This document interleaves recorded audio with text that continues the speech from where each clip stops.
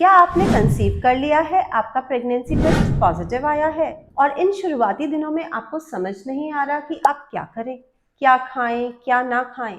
तो आज मैं डॉक्टर पूजा रावल, गुरुजी रावल हॉस्पिटल सोनीपत से आपको ये बताने जा रही हूँ कुछ हेल्दी टिप्स जिससे आपका एक स्वस्थ बच्चा पैदा होगा और आपकी प्रेगनेंसी स्मूथ रहेगी। सबसे पहले तो आपने अपने नज़दीकी गायनेकोलॉजिस्ट को कंसल्ट करना है।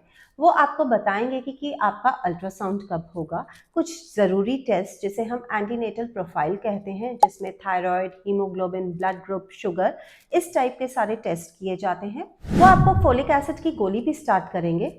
वैसे तो फोलिक एसिड हमारी डाइट में भी पाया जाता है, पर वो इतने अमाउंट में नहीं होता कि आपकी रिक्वायरमेंट को, जो प्रेगनेंसी की रिक्वायरमेंट है, उसको पूरा कर पाए। फोलिक एसिड कहने को तो एक बहुत सस्ती और छोटी सी गोली है। 5 मिलीग्राम की फोलिक एसिड की गोली दिए जाने पे हम ये मान के चलते हैं कि हमारे बच्चे को जन्मजात विकृतियां जैसे न्यूरल ट्यूब डिफेक्ट्स, ये सब प्रॉब्लम्स नहीं आएंगी। अब हम डाइट में क्या लें? डाइट में हमें सीड्स, नट्स, सारे ड्राई फ्रूट्स अच्छे से लेने हैं। आप 10 से 12 बादाम भीगे हुए, 2 अखरोट भीगे हुए ज़रूर लें। किशमिश, मुनक्का भी आप अपनी डाइट में ले सकते हैं। आप अंजीर भी भिगो के अपनी डाइट में ले सकते हैं। अखरोट और बादाम में बहुत ज़्यादा अमाउंट में डीएचए पाया जाता है, जो आपके बच्चे के लिए, ब्रेन के लिए बहुत अच्छा माना जाता है। आपका बच्चे का आईक्यू, आपका बच्चा इंटेलिजेंट पैदा होगा अगर आप इसका सेवन करेंगे। तो आपने एंटीऑक्सीडेंट रिच डाइट लेनी है। अब वो कैसे लेंगे? हरी सब्जियां, फलों में बहुत हाई मात्रा में एंटीऑक्सीडेंट्स पाए जाते हैं, जिससे अगर आप उसको लेंगे तो आपकी एंटीऑक्सीडेंट्स, विटामिन्स, मिनरल्स, ये रिक्वायरमेंट वहीं से पूरी हो जाएगी।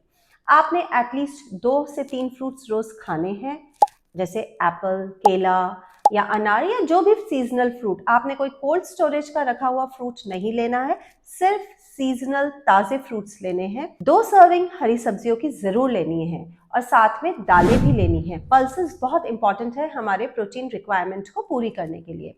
अगर आप नॉन वेजिटेरियन हैं तो आप एग या फिर फिश या चिकन, जो आपको सूट करता है आप वो ले सकते हैं। बट अगर आप वेजिटेरियन हैं तो आपको अपने डाइट में पल्सेस बिल्कुल इंक्लूड करनी है, नहीं तो आपकी प्रोटीन रिक्वायरमेंट पूरी नहीं होगी।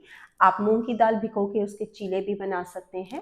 आप काला चना, वाइट चना, राजमा, इन सारी चीज़ों को अपने डाइट में ज़रूर इंक्लूड करिए। आपने अपने आप को डिहाइड्रेट बिल्कुल नहीं होने देना है। आपने 2 से 3 लीटर पानी पीते रहना है।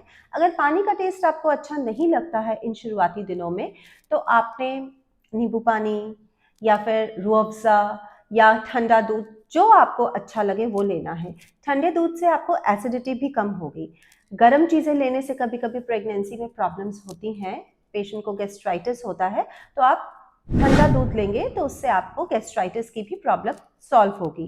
इसी गैस्ट्राइटिस के लिए मैं ये कहना चाहूँगी कि आपने बहुत ज़्यादा अमाउंट में, आपने अपना पोर्शन, मील्स का पोर्शन कंट्रोल करना है। आपने बहुत ज़्यादा अमाउंट में एक टाइम में खाना नहीं खाना है। आपने उसी मील को फ्रीक्वेंटली लेना है। आपने फ्रीक्वेंसी ऑफ मील्स अपनी बढ़ा देनी है, यानी 2-2 ढाई घंटे के आपने गैप पे थोड़ा थोड़ा मील लेना है। इससे आपको गैस्ट्राइटिस कम होगा। आपने अपने डाइट में फाइबर रिच डाइट लेनी है। अब फाइबर रिच डाइट कैसे ली जाएगी? आपने खीरा, टमाटर, ककड़ी यानी सलाद ज़्यादा लेना है।